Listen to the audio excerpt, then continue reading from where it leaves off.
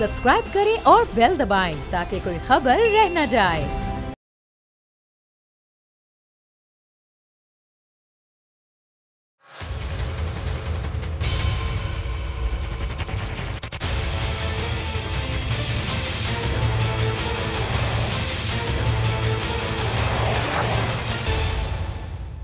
अस्सलाम वालेकुम, आप देख रहे हैं प्रोग्राम बस बहुत हो गया। मैं हूं अरबाब जहांगीर। तहरीक इंसाफ की हुकूमत अपने 3 सालों में कई रिकॉर्ड बना चुकी है, लेकिन पेट्रोल की बढ़ती कीमतों ने मुल्की तारीख में पहली बार ऐसा रिकॉर्ड बनाया है जो इससे पहले कभी नहीं हुआ। पेट्रोलियम मसनूआत की कीमतें रेगुलेट करने वाले इदारे ओगरा ने हुकूमत को पेट्रोल की कीमत में इजाफे के लिए एक समरी भेजी, जिसमें उसने हुकूमत को आइंदा 15 दिनों के लिए पेट्रोलियम लेवी में ₹1 फी लीटर इजाफे की तजवीज़ दी।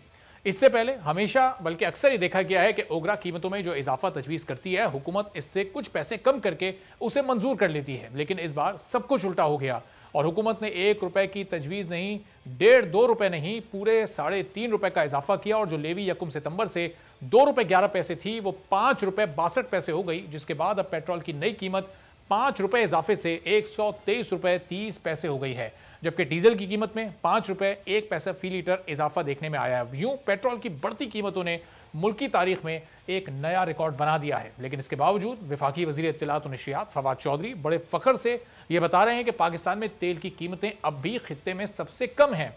जब आपने तेल बाहर से खरीदना है तो कीमत बढ़ेगी, तो यहां भी कीमतें बढ़ेंगी। लेकिन शायद फवाद चौधरी को यह नहीं पता कि खित्ते के दीगर ममालिक भी पाकिस्तान की तरह ही हैं, वहां भी तेल निकाला नहीं जाता। इन ममालिक को भी तेल बाहर से ही खरीदना पड़ता है, लेकिन वहां की पेट्रोल की कीमतें और पाकिस्तान की पेट्रोल की कीमतों में बड़ा वाज़ेह फ़र्क मौजूद है। तो ऐसा क्यों है?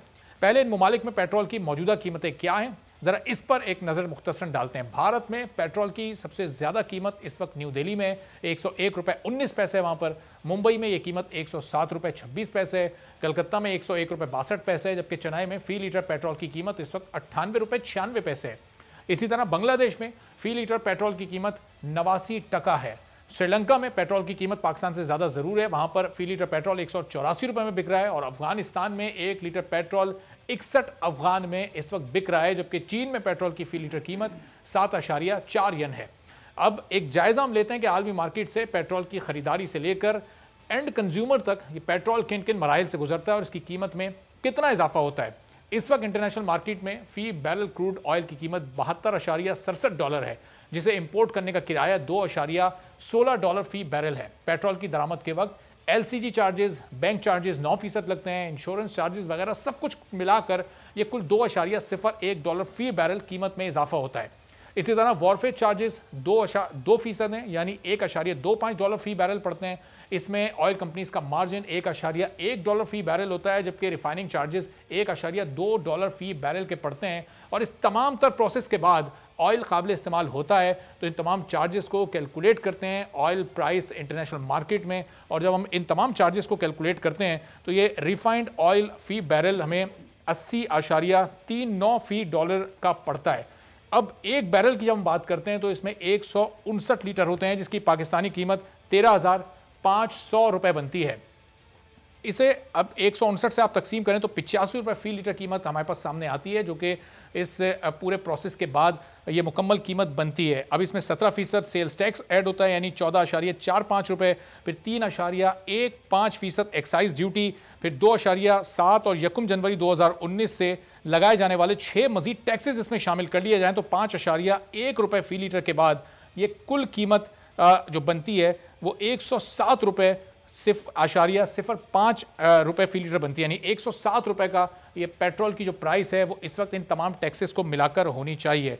तो तमाम जायज़ टैक्सेस के बाद जब पेट्रोल की ये कीमत ₹107 बन रही है, हुकूमत को फी लीटर ₹107 आवाम को ये देना चाहिए, जिसे अब ₹123 फी लीटर में फ़रोख्त किया जा रहा है। तो यहाँ पर सवाल ये पैदा होता है कि ₹16 फी लीटर किसकी जेब में जाते हैं? ये तमाम तर आदाद शुमार और अखराजात ये जाहिर करते हैं कि इस वक्त 1 लीटर पेट्रोल पर ₹16 इजाफी वसूल किए जा रहे हैं, जो किसी भी तरह से जायज़ नहीं है, क्योंकि कोई ऐसा टैक्स या खर्चा नहीं है जो आलमी मार्केट से लेकर पेट्रोल पंप तक इस कैलकुलेशन में शामिल ना किया गया हो। और हुकूमत मुल्क की मुआशी तरक्की और उसकी सिमत दुरुस्त होने का दावा करती है, लेकिन हकीकत में उसे मुआशी तौर पर कई चैलेंजेस का सामना है। मुल्क को बढ़ती हुई महंगाई, बेरोजगारी, पैदावार में कमी और अखराजात में इजाफे का भी सामना है, जिसमें मालियाती खसारा, टैक्सों के हदफ को हासिल करने में नाकामी, बरामदात में कमी, बैरूनी सरमायाकारी ना होना और बढ़ते हुए इम्पोर्ट बिल भी शामिल हैं।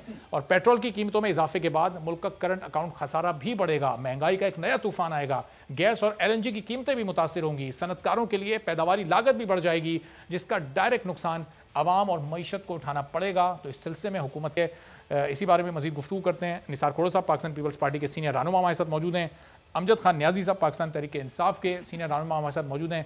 अमजद खान साहब, ये पेट्रोल की कीमत में कल फिर इजाफा हुआ, ₹1 की समरी गई थी, उसमें ₹5 का इजाफा आपने कर दिया, ये ₹125 तक ये पेट्रोल चला गया। माजी के बयानात तो खान साहब के, असद उमर साहब के वो दोहराना भी अब असद उमर साहब से उससे मुतालिक सवाल होता है तो उसको संजीदगी से लेते नहीं है। ये क्या वजह है? ₹107 सारे खर्चे मिलाकर आपकी हुकूमत को पेट्रोल पड़ रहा है और आप इसको ₹123 फी लीटर आवाम तक पहुंचा रहे हैं। बिस्मिल्लाहिर्रहमानिर्रहीम। अरबाब, सबसे पहले मैं तो ये कहना चाहूँगा कि आपका ये कहना कि संजीदगी के साथ नहीं लेते, मैं इस पे मेरे भाइयों, आप गवर्नमेंट हर चीज़ को बड़ी संजीदगी से ले रही है, एक एक इशू को। ये जो मसाइल आपने अभी बयान किए हैं इकॉनमी के हवाले से, तो इकॉनमी आपको मालूम है कि इकॉनमी ज़मीन बहुत सो चुकी थी, उसको उठाने में पाकिस्तान तहरीक इंसाफ और इमरान खान साहब जो है वो पूरी स्ट्रगल कर रहे हैं कि आवाम की जो मुश्किलात हैं उन्हें कम किया जा सके और इकॉनमी को ऊपर लाया जा सके। ये आदाद शुमार बिल्कुल उस वक्त जब गवर्नमेंट आई थी तो ये उससे बदतरीन थे, और बदतरीन से आप बेहतरी की तरफ एक सफ़र करते हैं। कोई एक दिन में आप इनको ये नहीं कहते कि कारोबार में बेहतरी आती है, उसके लिए आपको कुछ एक मैकेनिज्म में लाना पड़ता है। साहब, जब ये बकौल आपके बदतरीन इकॉनमी आपको मिली, उस वक्त पेट्रोल 92, 93, 94 रुपए फी लीटर था। आज ये पेट्रोल ₹123 पे पहुंच गया। उस वक्त फी बैरल रेट क्या था, आज फी बैरल रेट क्या है? उसमें कोई बड़ा तो देखें ना, आपके पास कितना रिजर्व अकाउंट्स थे, आपके पास तो डॉलर ही नहीं था। अब ये भी तो देखें ना, जो आपके लिए डायनामाइक्स नीचे लगा के गई थी साबका हुकूमतें, तो वो अब जब फटे हैं तो उसके अल्टीमेटली लाजमी बात है कि ठीक है, हमारी गवर्नमेंट आई है और वो हम फेस कर रहे हैं। ये नहीं कि हम फेस नहीं कर रहे, लेकिन आपको ये भी मालूम होना चाहिए ना कि ये जो जितना भी कोलैप्स आया था और उस कोलैप्स के आफ्टर शॉक जो है वो हम ही बर्दाश्त कर रहे हैं ना, कोई और तो नहीं कर रहा। लेकिन हम एक स्ट्रगल कर रहे हैं कि हमारी मईशत जो है वो जो बैठी हुई थी, वो जो ज़मीन बोस हो चुकी थी, उसको उठाने में एक वक्त लगेगा। जब आपके वजीर खजाना भी मुल्क से भाग गया तो यकीनन आप खुद सोचें कि जब वजीर खजाना ही नहीं था इस मुल्क का, तो उस हालात में पाकिस्तान तहरीक इंसाफ ने हुकूमत संभाली और एक कोशिश कर रहे हैं कि हम इसको किसी एक साहब, ये पूरी इकॉनमी की तरफ तो हम अभी आते हैं। अभी तो हम ये सिर्फ हम पेट्रोल प्राइसेस पर बात कर रहे हैं, क्योंकि पेट्रोल प्राइस से मुताल्लिक ही वजीर आजम साहब जाहिर है जब अपोजिशन में थे, असद उमर साहब बहुत बयान देते थे। मैं जरा वापस आपकी तरफ आता हूँ, फिर मैं आपसे पूछता हूँ, ये 16-17 इजाफी रुपए ये किसकी जेब में जा रहे हैं, कौन सा इदारा ये ले रहा है और फिर इसके बदले वो आवाम को क्या सहूलियात दे रहा है? खोड़ो साहब, क्या ये वाकई पुरानी हुकूमत पर ये डाला जा सकता है? पेट्रोल प्राइसेस बढ़ रहे हैं, मईशत की हालत इतनी ख़राब थी कि इस हुकूमत से वो संभल नहीं पा रही, डॉलर्स कम थे, अब डॉलर ज़्यादा है लेकिन डॉलर की कीमत भी बढ़ रही है। देखिए साहब, इस हुकूमत पे अब बातें करना तो फजूल सी चीज़ लगती है, किसी लॉजिक का असर नहीं होता इनके ऊपर। कल परसों से मैं कान पक रहे हैं ये सुन के कि पाकिस्तान की मईशत का संभाला हो गया, बड़े अच्छे दिन आ चुके हैं, हमने बड़ी मुश्किलात से निकल के और पाकिस्तान को इस तरह से गामजन कर दिया है कि अब तरक्की की राहें खुल जाएंगी, ये कर देंगी। जब इतना आप कॉन्फिडेंस में बोले जा रहे हो तो फिर ये इक़दाम जो हैं वो क्या शो करते हैं? सिर्फ आवाम से पैसे कमाने की नीयत से काम कर रहे हो तो फिर वो तो सबको पता चल गया। आपने बड़ा अच्छा कहा कि जी पेट्रोल कितने का होना चाहिए, इंटरनेशनल मार्केट को नज़र में रखकर सारी टैक्सेस लगाकर, लेवीज़ लगाकर, पता नहीं क्या क्या कुछ लगाकर जो उन्होंने कहा 107 रुपये होना चाहिए, बक रहा है आज 123 रुपये। इसका सीधा सीधा मकसद ये है कि तुमने कमाना है लोगों से और किसी और कमजोरी को छुपाना है तुमने। अखबारों में कंफ्यूजन फैल जाती है। अखबार में आज लिखा हुआ आया, जो मैंने पढ़ा किसी उर्दू अखबार में, कि जी ओगरा ने रिकमेंड किया था 10 रुपए बढ़ाने के लिए और हुकूमत ने मेहरबानी फरमाकर सिर्फ 5 रुपए बढ़ाया है। अखबार में इस तरह की खबर देकर लोगों को बेवकूफ़ बनाने की कोशिश की जा रही है।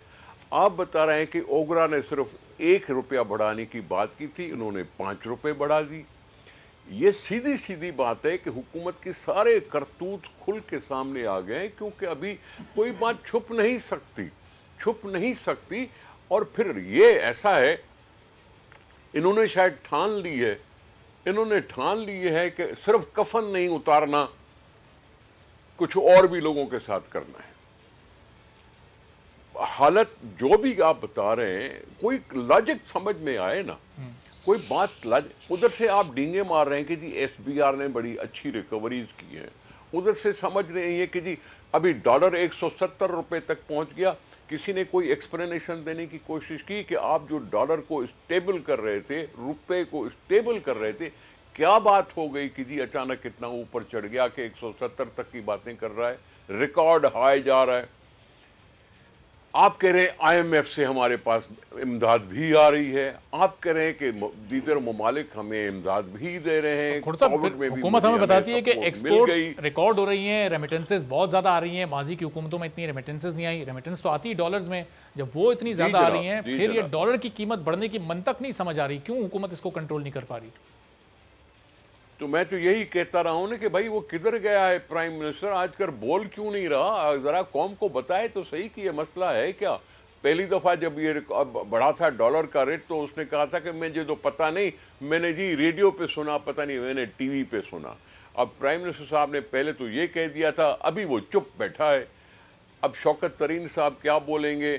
Prime minister is responsible for the policies जो भी बनती हैं, मुल्क की इकोनॉमिक हो कोई भी हो, ये प्राइम मिनिस्टर के पूछे बगैर नहीं होता। ओगरा की जो समरी है वो प्राइम मिनिस्टर के पास ही जाती होगी, किसी और छोटे मोटे ब्यूरोक्रेट के पास नहीं जाती होगी। कोई एक्सप्लेनेशन नहीं है। और लोगों को फिर से यही बात कहनी पड़ेगी कि अब तंग आ गए, अरे जान साहब, लोग तो बता रहे हैं कि तंग आ गए, लेकिन फिर खान साहब इसका हल ये बताते हैं प्राइम मिनिस्टर साहब के अभी घबराना नहीं है। अब अमजद न्याजी साहब से मैं पूछता हूँ कि अब थोड़ा सा ये आवाम घबराना शुरू कर दे, क्योंकि पेट्रोल अब 125 रुपये फी लीटर हो गया है। तो अमजद साहब, कहीं कोई आपके पास ये इन्फॉर्मेशन है, ये 107 रुपये का जो पेट्रोल इस वक्त होना चाहिए, ये 123 रुपये बिक रहा है, तो ये 16 साढ़े 16 रुपये किसकी जेब में जा रहे हैं? हुकूमती खजाने में आ रहे हैं, तो फिर हमारी इकॉनमी क्यों बेहतर नहीं हो रही? अरबाब, पहली बात तो ये है कि आपको कहा कि ओगरा ने 1 रुपए बढ़ाने की समरी भेजी थी। परसों ये सारा दिन ये खबरें टीवी पर चलती रही हैं, किसी वजीर की जानिब से कोई तरदीद नहीं आई। नहीं, ओगरा ने ज्यादा बढ़ाने की बात की थी, प्राइम मिनिस्टर ने उसको कम किया है। हम समझते हैं मुश्किलात हैं। और दूसरा, आप समझते हैं कि इमरान खान की जेब में पैसे नहीं जा रहे, पाकिस्तान की किटी में पैसे जा रहे हैं, स्टेट बैंक ऑफ पाकिस्तान के पैसे जाते हैं, एफडीआर के पैसे जाते हैं।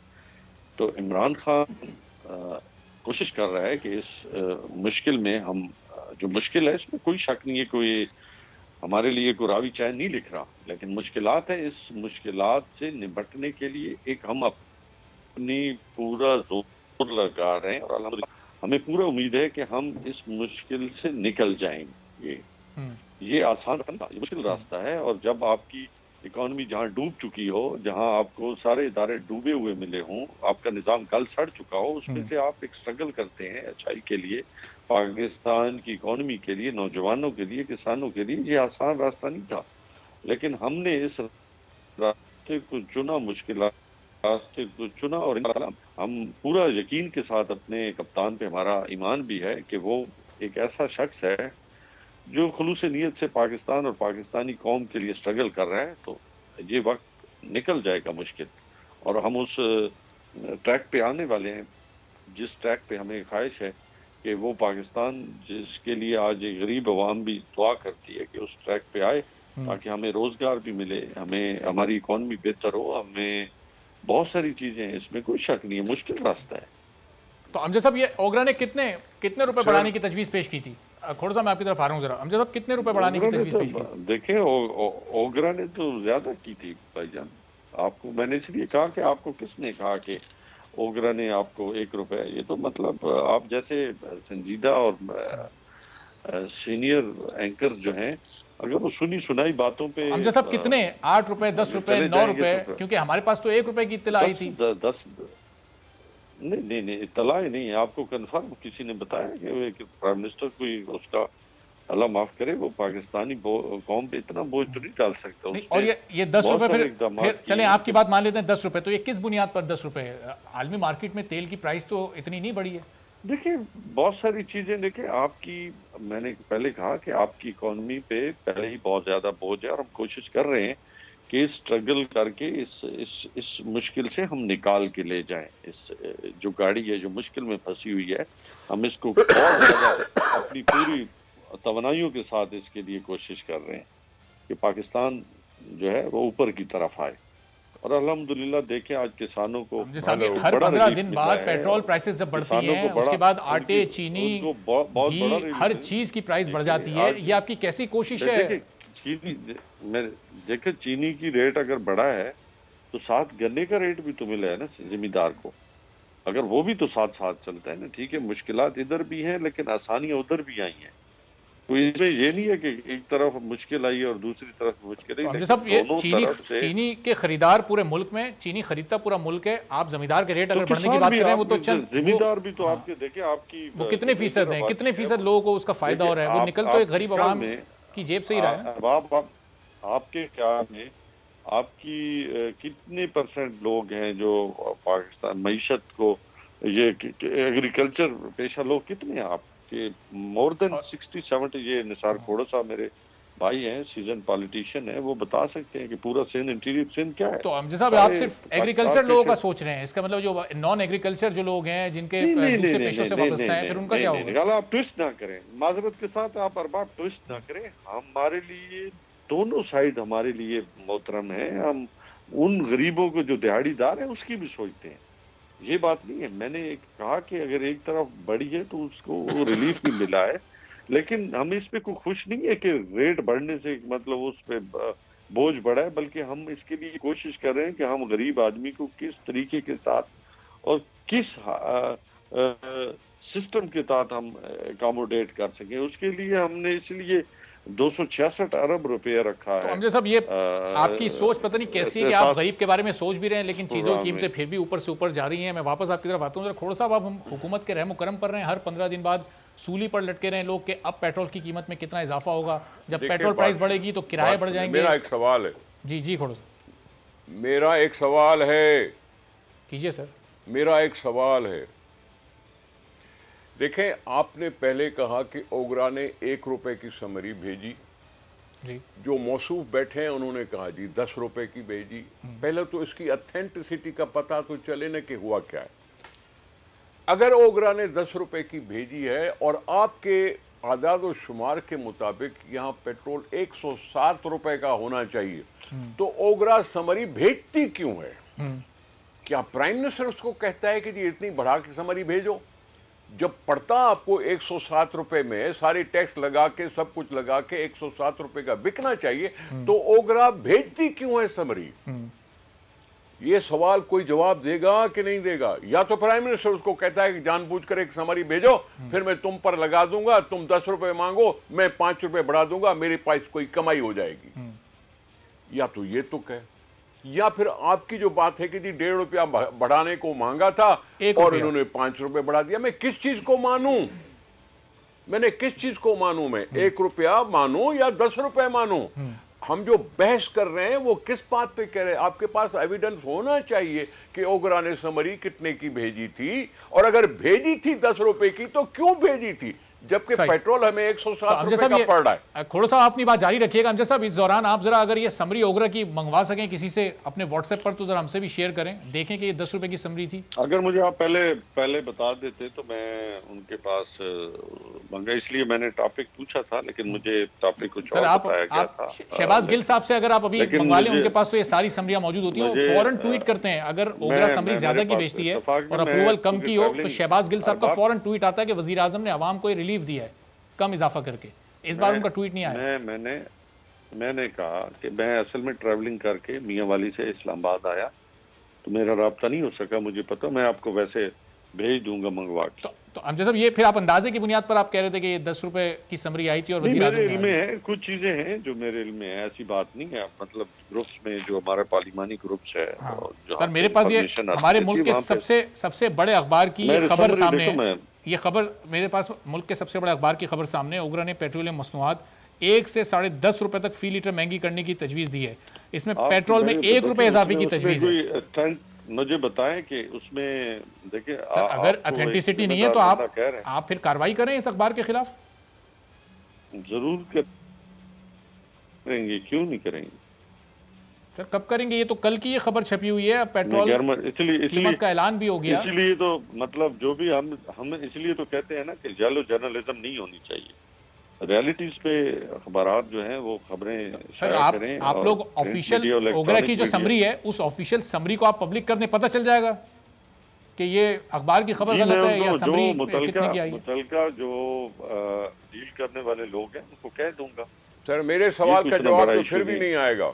जी खोड़ो साहब, जी जी खोड़ो साहब की सर मेरे सवाल का जवाब क्या है? मेरे सवाल का जवाब क्या है? जब हमें पड़ता है पेट्रोल 107 रुपए, तो ओगरा बढ़ाने की समरी भेजती क्यों है?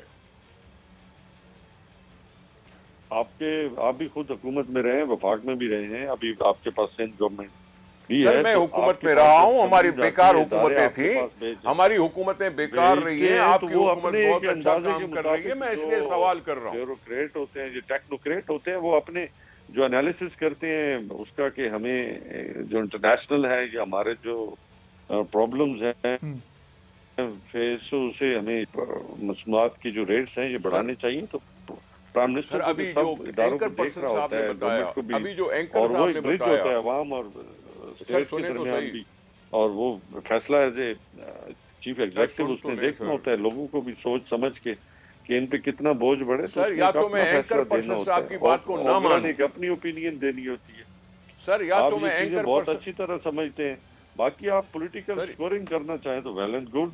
निसार खोड़ो साहब, तो खोड़ो साहब ये खोड़ो साहब इसकी वजह आपकी क्या समझ आती है? ये डॉलर प्राइस बढ़ रहे हैं, इसकी वजह ये आपके अपने दौर में भी पेट्रोल 118-17 रुपए तक फी लीटर गया, लेकिन उस वक्त आलमी मार्केट में पेट्रोल प्राइस 138-140 डॉलर फी बैरल थे। अभी उससे आलमी मार्केट में आधी कीमत है। फिर इस पेट्रोल की कीमत बढ़ने की क्या वजह है? ये डॉलर प्राइस, इसकी वजह से ये कीमतें बढ़ रही हैं। खोड़ो साहब आपकी क्या समझ आता है? सर मैं सवाल कर रहा हूं, मेरा सवाल का जवाब आ नहीं रहा। आप हमारे माहिर माईशियत को बुला नहीं पा रहे। आपकी बातों से मुझे शक दिखाई दे रहा है कि जी आपने जो 107 रुपए की बात की, जी पेट्रोल 107 रुपए में होना चाहिए, इस पे मैं मानूं आपकी बात या ना मानूं आपकी बात। मेरा सवाल तो है, जब 107 रुपए का बनता है कि बिका जाए, तो फिर 123 रुपए वाली समरी भेजी क्यों गई और मंजूर क्यों की गई? अब इसका जवाब तो अमजद न्याजी साहब ही दे सकते हैं। मान लें कि आपने लोगों से पैसे ऐंठने, देखें ना, आप मान लो, हुकूमत मान ले कि हमने लोगों से पैसे कमाने हैं। ट्रांसपोर्ट, लोग पैदल तो चलेंगे नहीं, ट्रैक्टर चलेगा डीजल पर और पेट्रोल पर, ट्रांसपोर्ट पेट्रोल पे चलेगी, बिजली और इस तरह से ये सारी चीज़ें जो है ना, इसके सिवा तो चलती नहीं है मईशत।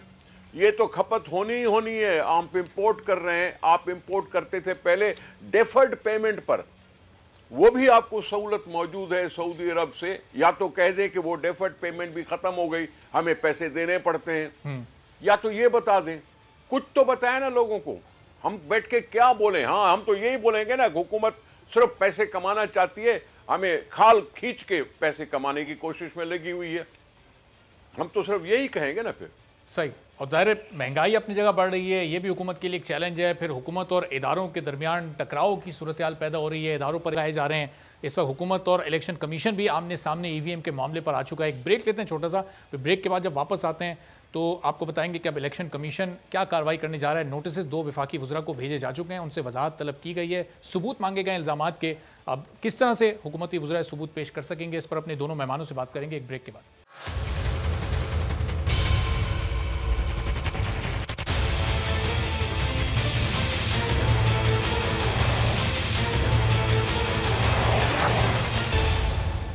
प्रोग्राम में एक बार फिर आपको खुशामदीद कहते हैं। चेयरमैन इलेक्शन कमीशन की सदारत में आज एक अहम इजलास हुआ है, जिसमें इलेक्शन कमीशन ने पेमरा की जानिब से भिजवाए गए वफाकी वज़रा के इल्ज़ामात वाले वीडियो क्लिप्स का जायजा लिया और फिर फवाद चौधरी और आजम स्वाति को नोटिस जारी कर दिए गए, जिसमें दोनों वज़रा से इलेक्शन कमीशन पर लगाए गए इल्ज़ामात के सबूत मांगे गए हैं। आईनी माहिरीन के मुताबिक अगर वज़रा सबूत फराम करने में नाकाम रहे तो फिर इलेक्शन कमीशन के पास उनके खिलाफ तौहीन अदालत की कार्रवाई करने का इख्तियार हासिल है, क्योंकि माजी में वज़ीर आज़म इमरान खान ने भी इलेक्शन कमीशन पर संगीन इल्ज़ामात आयद किए थे, जिसके बाद उस वक्त के इलेक्शन कमिश्नर जस्टिस सरदार रज़ा खान ने इमरान खान को नोटिस जारी करते हुए पेश होने का हुक्म दिया था।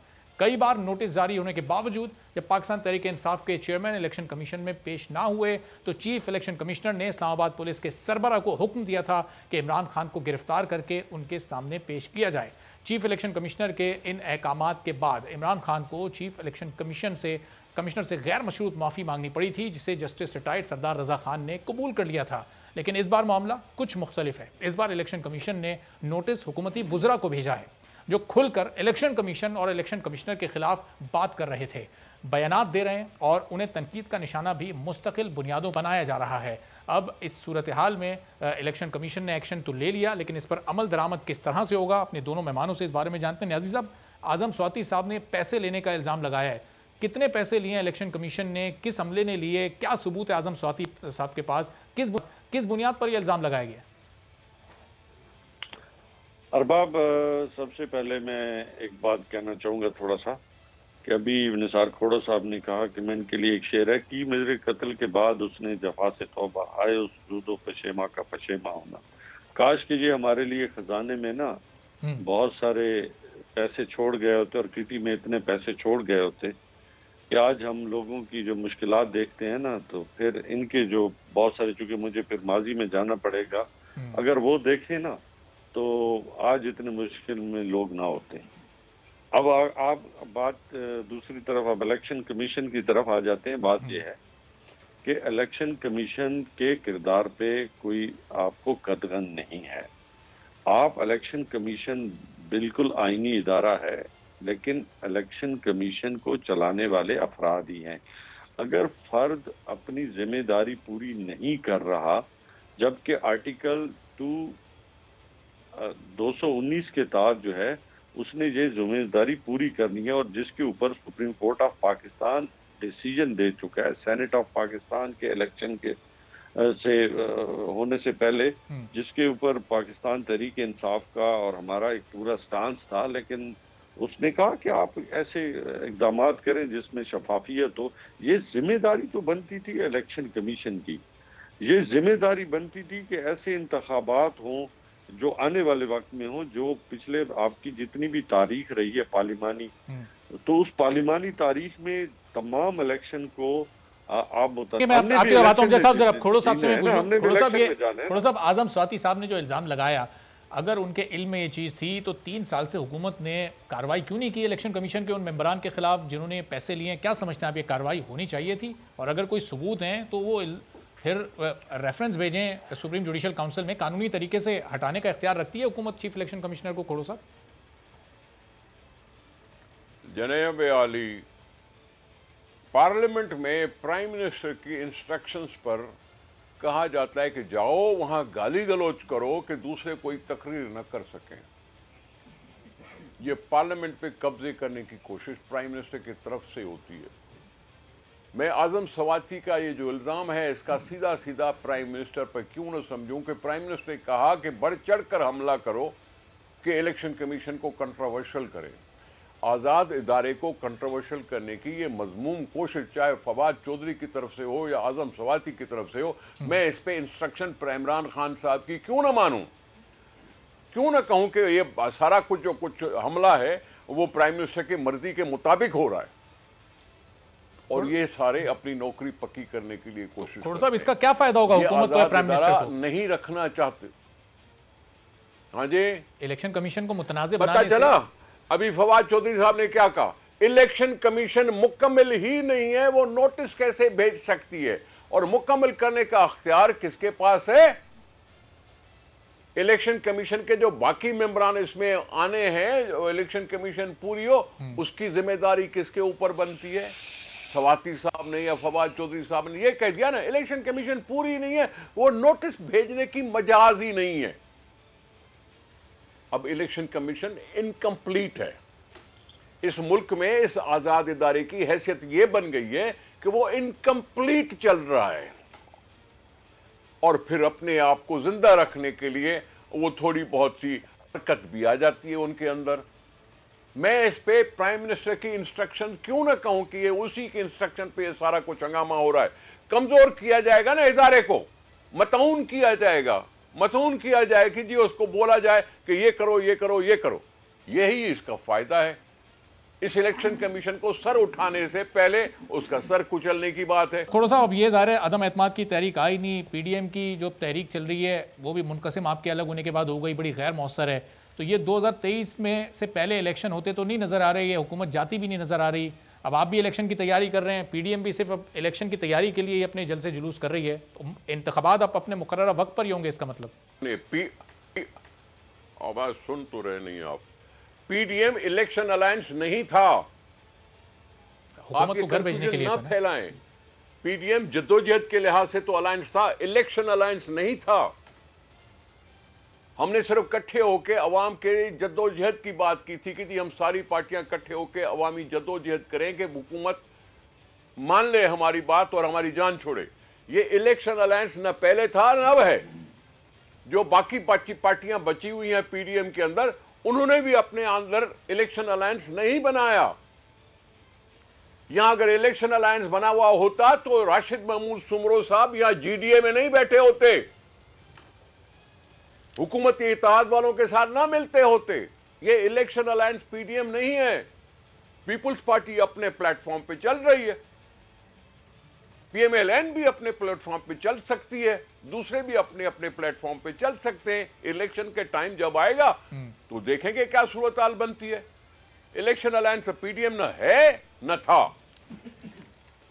सही। आजम नज़ीर तारड़ साहब, ये दो हुकूमती ये नोटिस जारी कर दिए गए, क्या आपको लगता है इल्ज़ामात साबित कर सकेंगे वुज़रा, और नहीं करते तो फिर इलेक्शन कमीशन के पास जो इख्तियार है वो तौहीन अदालत के मुर्तकिब भी हो सकते हैं ये लोग, इसके ये कार्रवाई भी हो सकती है इनके खिलाफ? अब ये मामला किस तरफ आपको जाता नजर आ रहा है आजम साहब?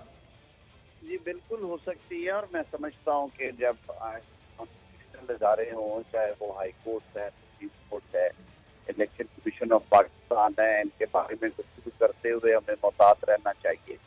और इनके बारे में, क्योंकि जब आप इदारों पे इस तरह की तनकीद करें जो कि स्कैंडलस हो और जो उन्हें रिडिक्यूल करती हो, तो कानून कहता है कि ये तौहीन अदालत है और ये इख्तियार इलेक्शन कमीशन के पास है।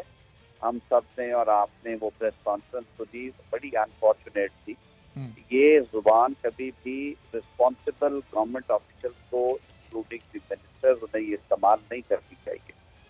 मेरे ख्याल में या तो माफी तलाफी का मामला हो सकता है कि वो कंडीशनल अपॉलिसी टेंडर कर दे, लेकिन अगर वो इस मामले को कंटेस्ट करते हैं मुश्किल हो जाएगा इसमें से निकलना, क्योंकि वो बिल्कुल सरीहन कंटेम्प्ट के उन इंग्रेडिएंट्स को पूरा करती है जो सेक्शन 10 में दिए गए हैं।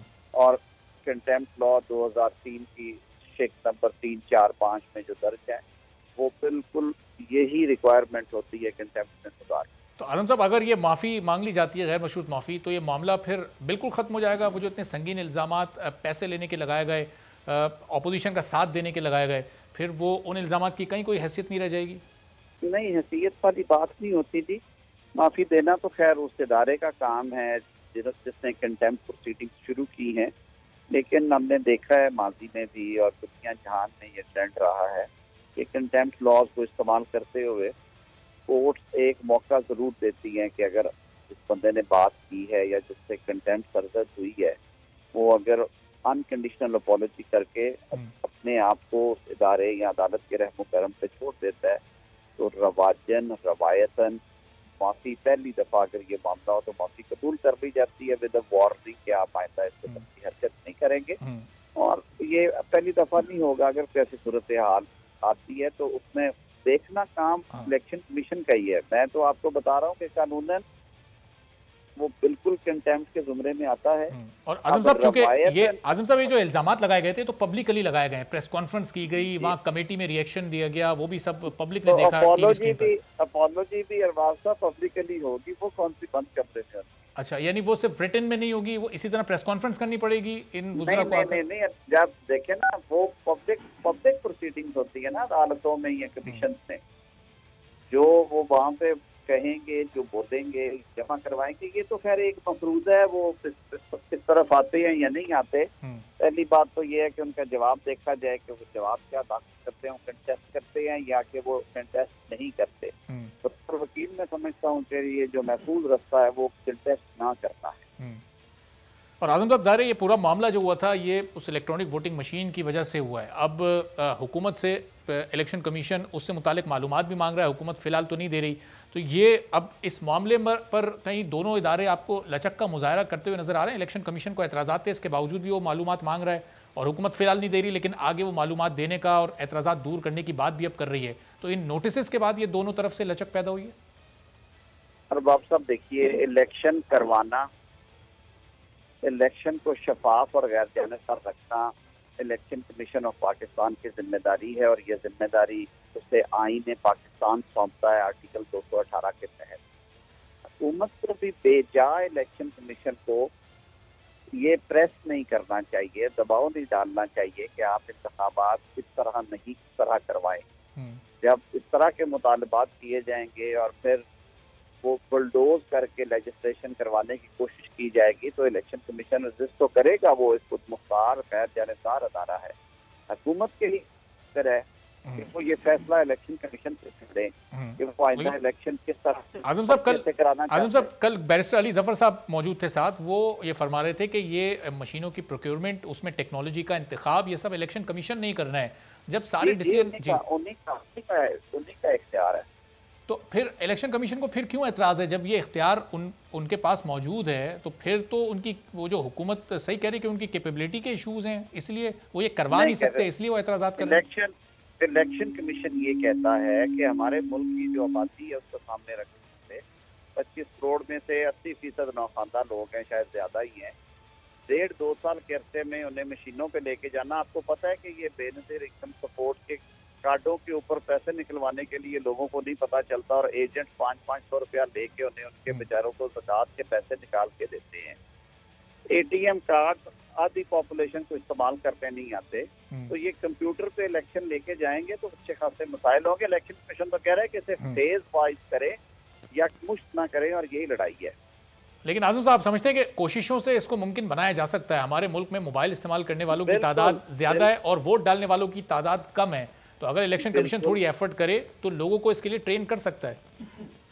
इलेक्शन कमीशन ने हमें जो कमेटी में ब्रीफिंग दी थी, उन्होंने एग्जैक्टली यही बात की थी जो आप कर रहे हैं कि हमें कोशिश करने दी जाए, कानून में लफ्ज शेल ना लिखें, हमें कमांड ना करें, लिखें कि इलेक्शन कमीशन इक़दामात उठाए कि इलेक्शन को मरहलावार ईवीएम पे डाल दिया जाए, यानी कि इलेक्ट्रॉनिक मशीनों के जरिए कराया जाए।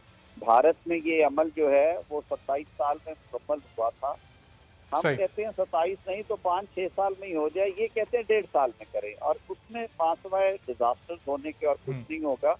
इलेक्शन कमीशन ने तमाम हक़ाइक़ को सामने रखते हुए, मुल्की हालात को सामने रखते हुए बड़ी पॉजिटिव सजेशन दी। उन्होंने कहा कि ठीक है, चलें, मुल्क के हालात को सामने रखते हुए इलेक्शन कमीशन की तजवीज़ बहुत पॉजिटिव है। बहुत बहुत शुक्रिया आज़म नज़ीर तारड़ साहब, निसार खोड़ो साहब, अमजद नियाजी साहब हमारे साथ मौजूद थे और इलेक्शन कमीशन आज़म नज़ीर तारड़ साहब ये कह रहे थे कि बहुत ही पॉजिटिव अपनी तजावीज़ हुकूमत को दे रहा है। हुकूमत को भी थोड़ा सब्र से, एहतियात से काम लेना चाहिए और इस तरह के बयानात से मामला ख़राब भी हो सकता है। अब इलेक्शन कमीशन ने चेयरमैन नादरा को भी आज एक ख़त लिखा है और एक जवाबी ख़त लिखा है। इसमें इलेक्शन के इनेकाद के लिए किसी नए तरीक़ेकार पर अमल दरामद इलेक्शन कमीशन की जिम्मेदारी है।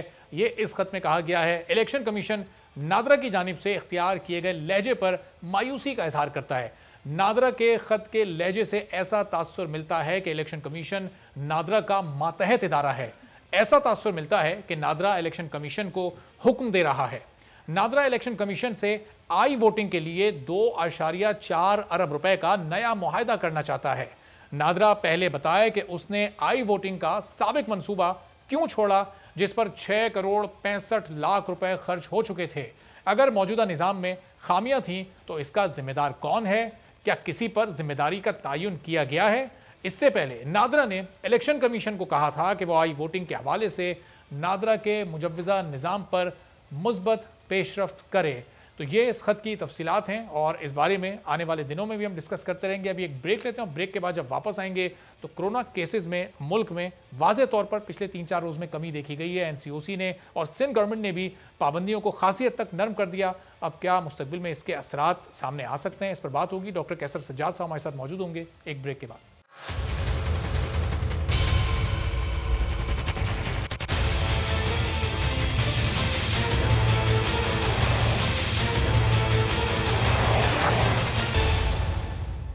प्रोग्राम में एक बार फिर आपको खुशामदीद कहते हैं। और कोरोना केसेस की शरह में बड़ी वाज़ेह कमी देखने में आई, जिसके बाद NCOC ने भी और ख़ासतौर पर सिंध में हुकूमत सिंध ने भी कोरोना पाबंदियों में बहुत हद तक अब नरमी कर दी है। रेस्टोरेंट्स को, मार्केट्स को, इसके अलावा जो शादी हॉल्स हैं उनको भी मखसूस तादाद के साथ खुले रहने की इजाज़त दे दी गई है। और लेकिन हम देखते हैं कि जब भी इस तरह की पाबंदियों में नरमी की जाती है तो थोड़े अरसे के बाद फिर इसके असरात भी सामने आना शुरू हो जाते हैं, फिर केसेस एकदम से बढ़ना शुरू हो जाते हैं। अब क्या इस बार ये यकीन दहानी कर ली गई है, ये तसल्ली कर ली गई है कि ये एक बार फिर वो स्पाइक नहीं आएगी, फिर केसेस उतनी तादाद में बढ़ना शुरू नहीं होंगे जिस तरह से पहले 3-4 लहरें इसकी आ चुकी हैं? इस बारे में गुफ्तगू करते हैं डॉक्टर कैसर सज्जाद साहब, सेक्रेटरी जनरल है पाकिस्तान मेडिकल एसोसिएशन के। डॉक्टर साहब बहुत शुक्रिया प्रोग्राम के लिए, आपने वक्त निकाला। अब ये ज़ाहिर है हुकूमत सिंध पर प्रेशर बहुत ज़्यादा होता है मुख्तलिफ सेक्टर्स का, कारोबारी हल्कों का, ताजरों का। यदि आप कारोबार करने की इजाज़त दें, SOPs को फॉलो किया जाएगा लेकिन दौरानिया बढ़ा दिया जाए, अब ये पाबंदियां नरम कर दी गई हैं, ये दुरुस्त फैसला है आपकी नज़र में? बिस्मिल्लाहिर्रहमानिर्रहीम। बहुत शुक्रिया अरबाब आपका। देखिए प्रॉब्लम ये है कि जो हम पिछले 4 वेव्स ऑलरेडी हम देख चुके हैं और उसमें हमारा एक्सपीरियंस ये रहा है कि अभी जो NCOC की रिपोर्ट है जो कि रजिस्टर्ड पॉजिटिविटी रेट्स है वो आप देखें तो 3000 से ऊपर की फिगर रोजाना बताई जाती है। वो भी 3-4 दिन पहले ही कुछ कमी हुई है। और जब तक हम समझते हैं कि ये ग्राफ नीचे नहीं आ जाता है, हमें जो है इस तरह के फैसले से ये नुकसान हुआ है कि नंबर ऑफ केसेस सडनली फिर बढ़ जाते हैं। फिर हम जाते हैं उस तरफ कि जी लॉकडाउन कर दिया जाए, और फिर आपने बिल्कुल सही कहा कि फिर ताजिर तबका और दूसरे लोग जो है वो फिर उनको परेशानी होती है। मैं समझता हूँ कि लोगों को ये समझना होगा कि सबसे इम्पोर्टेंट चीज इस वक्त जो है वो वैक्सीन लगाना है। जितनी जल्दी लोग वैक्सीन लगा लेंगे, सब के सब तकरीबन पाकिस्तान की आवाम 75 से 80% आवाम अगर वैक्सीनेटेड हो जाएंगे तो तमाम कारोबार और तमाम चीजें जो है वो खुल जानी चाहिए, तब सब कुछ ठीक हो सकेगा। लेकिन उसके बावजूद भी SOPs पे सख्ती से अमल करना होगा। अब इस वक्त चूंकि सिंध गवर्नमेंट ने बहुत रिलैक्स कर दिया है लोगों को, तो ठीक है, हम इसको भी एक्सेप्ट करते हैं। लेकिन होता क्या है कि जब आप सब ऑब्जर्व कीजिएगा कि कहीं मार्केट में ना कोई मास्क लगाता है, ना कोई सोशल डिस्टेंसिंग, कोई फासला रख के गुफ्तगू करता है। यही हाल रेस्टोरेंट का है और यही हाल तमाम और दूसरी जगहों का है। तो मेरा पॉइंट ये है कि हुकूमत को चाहिए, हुकूमत सिंध को, कि SOPs पे सख्ती से अमल कराया जाए, जैसे कि बाहर के मुल्कों में होता है कि अगर आप SOPs पे अमल नहीं करते हैं तो सख्त फाइन किया जाता है। तो हमारे यहाँ भी कुछ न कुछ जुर्माना किया जाए ताकि लोगों में डिटरेंस हो और इस बीमारी से जितनी जल्दी हो सके हम निजात हासिल करें। न सिर्फ SOPs पर सख्ती से अमल दरामद नहीं करवाया जा रहा, बल्कि ये जो वैक्सीनेशन सर्टिफिकेट चेक होने वाला मामला है, अगर ट्रेन का टिकट लेते हुए आपको ये सर्टिफिकेट चेक करवाना है या बैंक में दाखिल होते हुए चेक करवाना है, तो ये इसका भी चेक एंड बैलेंस कोई प्रॉपर नहीं है। जहाँ जहाँ पर ये सर्टिफिकेट चेक होने हैं वहाँ पर आप देखें प्रैक्टिकली इनको चेक नहीं किया जा रहा, वो सिर्फ एक फॉर्मेलिटी के तौर पर हुकूमत कह तो देती है लेकिन उस पर अमल दरामद हमें कहीं दिखाई नहीं देता। बिल्कुल आपकी बात दुरुस्त है और मैं यही बात करता रहता हूँ कि NCOC भी बहुत सारी चीज़ें ऐलान कर देती हैं और प्रोविंशियल गवर्नमेंट भी बहुत सारी चीज़ें ऐलान कर देती हैं, लेकिन उस पर इम्प्लीमेंटेशन नहीं हो पाता कि जी आप रेस्टोरेंट में अब चले जाएं, आप कोई भी आपको सर्टिफिकेट नहीं चेक करता। इवन के जो रेलवे मैंने कल ही मैं सुन रहा था कि जी जोर दिया जा रहा है कि रेलवे में जो सफ़र करेगा उसको आता, वहाँ कोई चेक नहीं होता, बस में कोई चेक नहीं होता, कहीं पर भी कोई ऐसी चीज़ जो हुकूमत ने लागू किया है उस पर अमल दरामद नहीं कराया जाता है, जिसकी वजह से हमें डर है कि अल्लाह ना करे कि हम किसी 5वीं वेव का सामना कर रहे हों और हमारे बहुत सारे प्यारे दुलारे पहली वेव में, दूसरी वेव में और तीसरी वेव में, फिर चौथी वेव में इंतकाल कर गए हैं। तो अल्लाह ना करे कि 5वीं वेव डॉक्टर साहब, ज़ाहिर ये 4 बहुत खतरनाक वेव्स हम देख चुके हैं और इसमें ज़ाहिर बहुत बड़ी तादाद में लोगों की जानें भी जा चुकी हैं। अब जिस तरह ये भारतीय वेरिएंट आया था, साउथ अफ्रीकन वेरिएंट था, यूके वेरिएंट था, इस तरह का कोई नया वेरिएंट तो दुनिया में कहीं नहीं पाया जा रहा जो फिर एक बार लोगों के लिए खतरा हो? जी, कुछ जगहों पे कुछ न कुछ डिफरेंट नाम से वेरिएंट जो हैं वो डिटेक्ट हुए हैं, जो कि अभी उसकी कंफर्मेशन नहीं हुई है या वो इतना ज़्यादा स्प्रेड नहीं हुआ है। लेकिन ये आप जहन में रखें कि वेरिएंट्स ने आना है, ये वायरस अभी आपकी जान इतनी जल्दी नहीं छोड़ेगा। आपको इसके लिए एहतियाती तदाबीर और दूसरे जो हम वैक्सीनेशन की बात कर रहे हैं उसको सख्ती से उस पर अमल दरामद करना होगा, तो फिर जाकर हम इस बीमारी पे काबू पा सकेंगे। पाकिस्तान के अंदर ये बहुत ज़रूरी है कि वैक्सीन वाकई लगाया जाए, वैक्सीन लगे बगैर सर्टिफिकेट नहीं मिलना चाहिए और ऐसा ना हो कि हमारा इमेज पोलियो की तरह हो जाए कि जी पूरी दुनिया से पोलियो का खात्मा हो गया है। अफगानिस्तान और पाकिस्तान 2 ममालिक रह गए हैं। हमें उम्मीद है कि इंशाअल्लाह ताला अगले साल हमारा मुल्क भी जो है पोलियो फ्री कंट्री कहलाएगा, लेकिन ऐसा ना हो कि कोरोना का भी हमारा इस तरह हो जाए कि हम यहाँ से सर्टिफिकेट लेके किसी दूसरे मुल्क में जाए और वो कहे कि जी आपका सर्टिफिकेट हम नहीं मानते, आपको क्वारंटाइन करना पड़ेगा। तो ये बहुत तकलीफदेह बात होगी। तो हमें चाहिए कि हम सब लोग अपने मुल्क की इज्जत के लिए, अपनी जान के लिए, अपने प्यारे दुलारों की जान के लिए जो है वो वैक्सीनेट कराएं और SOPs पे अमल दरामद भी करें। 2 चीजें बहुत इंपॉर्टेंट है। बहुत इंपॉर्टेंट मैं कहना चाहूँगा कि लोग जो है ये समझते हैं कि हमने वैक्सीन लगा लिया है तो अब हमें ना मास्क लगाने की जरूरत है और ना ही कोई सही। बहुत बहुत शुक्रिया डॉक्टर कैसर सज्जाद साहब, बड़ी इंपॉर्टेंट बात कर रहे थे कि वैक्सीनेशन के बाद भी इसको उसी तरह से फॉलो करना है जिस तरह आज से 1.5-2 साल पहले हम मार्च या अप्रैल 2020 में फॉलो करना शुरू हुए थे, जब मास्क भी लाजमी लगाया जाता था, सोशल डिस्टेंसिंग का भी ख्याल रखा जाता था और हाथों को भी बार बार धोया जाता था। तो ये वो तमाम स्टेप्स हैं जो कि अभी भी बाकायदगी के साथ उठाने हैं। रोज़ाना ये एक्टिविटी आपको करनी है जिस तरह हम 1.5 साल पहले किया करते थे, तभी इस बीमारी से, इस वबा से छुटकारा मुमकिन हो सकेगा। आज के प्रोग्राम से इजाज़त दीजिए। अल्लाह।